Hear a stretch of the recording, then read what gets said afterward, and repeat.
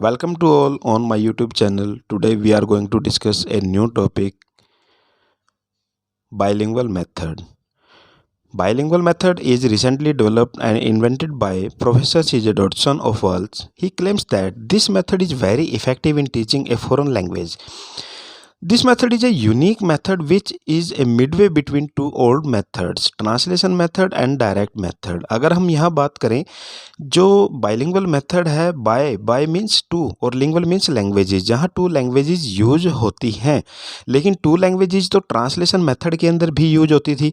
लेकिन translation method के अंदर क्या होता है कि word to word translation, and direct method direct teach directly without the use of mother tongue. But in bilingual method mother tongue is used. लेकिन कहाँ पर यूज होती है? जहाँ पर कोई वर्ड का मीनिंग बच्चों को समझ में ना आए और सिचुएशन को क्रिएशन या क्रिएट करने के अंदर प्रॉब्लम आ रही हो. फॉर एग्जांपल जैसे टेबल है, टेबल के अगर आप डिक्शनरी के अंदर देखें तो लगभग 99 आपको मीनिंग मिलेंगे.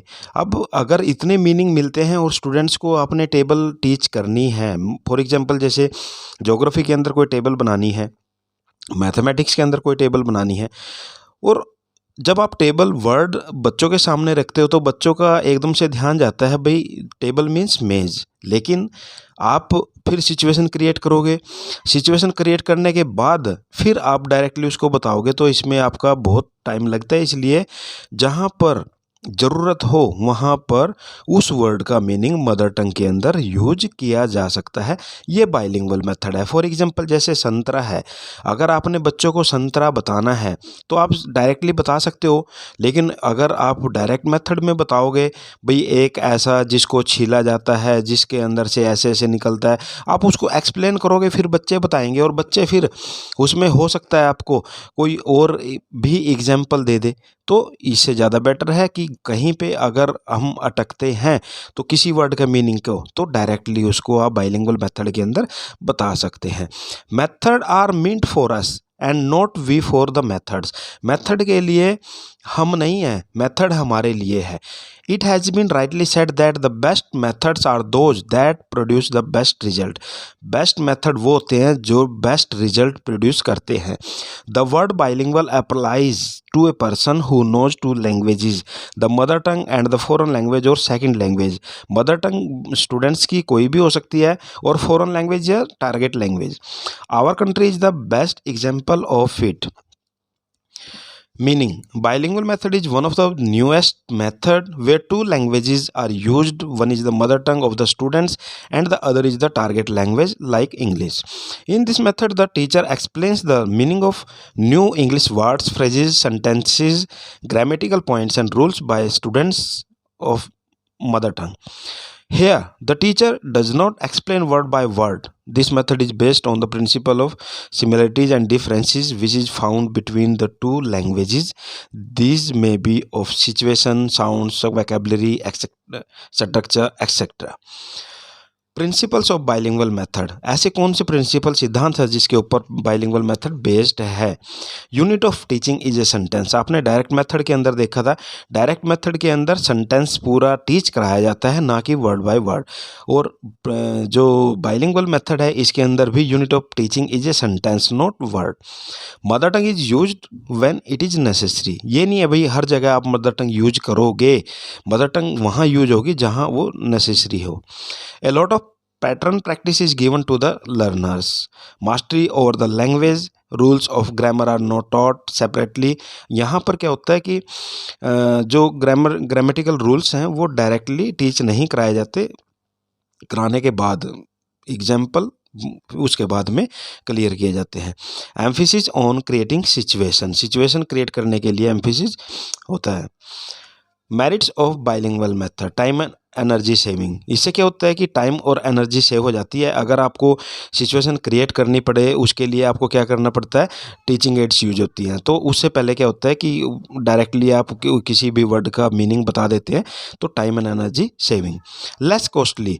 यहाँ पर जैसे मैंने अभी बताया डायरेक्ट मेथड के अंदर हम क्या करते हैं, lot of teaching ads use की जाती हैं. बट इन बाइलिंगुअल मेथड यहाँ पे जहाँ हमें ये लगता है भी मदर टंग यूज करके आप उस वर्ड का मीनिंग डायरेक्टली बच्चों को बताएं, तो ये लेस कॉस्टली हो जाता है।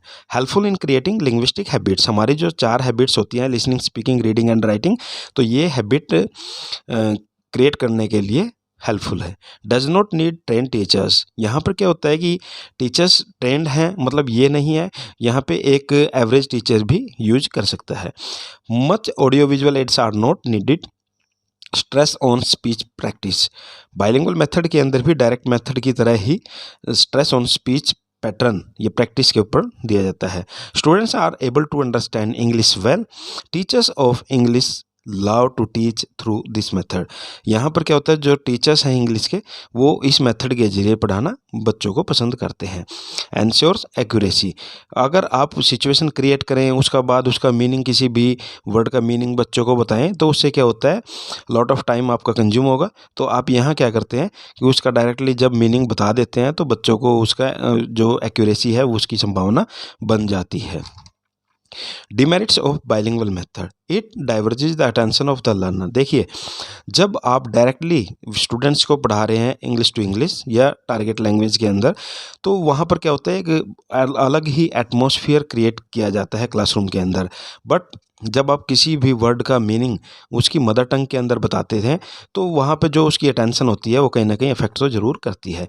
यूज ऑफ मदर टंग में leave bad impression of the teacher on the learners, जब आप डायरेक्टली टीच कराते जा रहे हैं लेकिन कहीं पे कोई वर्ड ऐसा आ गया जिसको आप एक्सप्लेन करने में, मतलब करने में कोई कठिनाई महसूस कर रहे हैं, तो वहाँ पर जब आप मदर टंग यूज करते हैं तो ये एक बैड इंप्रेशन भी शायद डाल सकता है। Use of mother tongue spoils the continuity and fluency of language, mother टंग जब आप यूज करोगे तो एक कंटिन्यूटी जो क्लासरूम के अंदर पहले से चली होती है और फ्लुएंसी ऑफ लैंग्वेज वो कहीं ना कहीं स्पॉइल होती है। प्रोनाउंसिएशन में become defective, possibility of confusion, जब आप दो लैंग्वेज को साथ में लेके चलते हैं, टू लैंग्वेजेस, तो वहाँ पे उन लैंग्वेज की जो वर्ड मीनिंग है वो कहीं ना कहीं आपको कंफ्यूज कर सकते हैं, स्टूडेंट को कंफ्यूज कर सकते हैं। बैड हैबिट्स में बी फॉर्म्ड, बैड हैबिट में बी फॉर्म्ड, अब यहाँ पे क्या होता है कि कई बार बहुत सारे टीचर्स आपको ऐसे मिलेंगे वर्ड टू वर्ड वो ट्रांसलेशन कर देते हैं, तो ये बाइलिंगुअल मेथड की जगह फिर वहाँ पे ट्रांसलेशन मेथड हो जाता है। Not useful at secondary and senior secondary classes, जो हमारी बड़ी क्लासेस होती हैं उनके लिए यूजफुल नहीं है। Slow down learning process and takes longer time to learn, तो ये थी इसकी demerits. Conclusion, thus bilingual method of teaching English is a method where two languages are used. One is the mother tongue of the student and second is the target language of the student, target language जो आप teach करा रहे हो, चाहे वो English हो या कोई भी और लैंग्वेज हो सकती है। Though it is very useful for the teacher as well as the students. Having discussed the various methods of teaching English in India, we come to the conclusion that there is something good or bad in every method. अगर हम India के अंदर की बात करें और जो भी हम ट्रांसलेशन मेथड है, चाहे डायरेक्ट मेथड है या बाइलिंगुअल मेथड है, तो वो हर एक के अंदर कुछ ना कुछ कमियां तो होती हैं।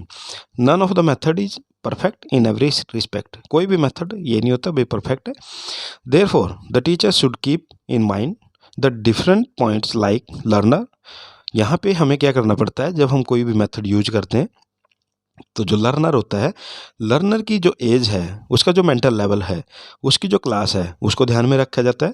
टीचर को ध्यान में रखा जाता है। ऑब्जेक्टिव, आप जो टॉपिक पढ़ा रहे हो उसका ऑब्जेक्टिव क्या है, आप विद्यार्थियों के लिए क्या करना चाह रहे हो। डिफरेंट एड्स, आप मेथड टीच, आप कोई भी मेथड के जरिए टीच कर रहे हो तो वहाँ पे किस किस टाइप की आप टीचिंग एड यूज कर रहे हो, ऑडियो कर रहे हो, वीडियो कर रहे हो, ऑडियो विजुअल कर रहे हो। साइज ऑफ द क्लास ये भी देखा जाता है। लोकेशन, कहाँ की लोकेशन है, मान लो रूरल एरिया है या अर्बन एरिया है।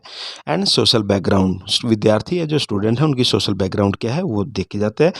Taking something good out of every method, हर एक मेथड के अंदर से कुछ अच्छा निकालने का प्रयास किया।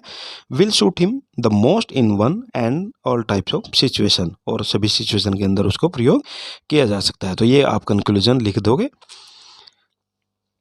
अगर आपको वीडियो पसंद आई तो चैनल को सब्सक्राइब करके जाना। Thank you.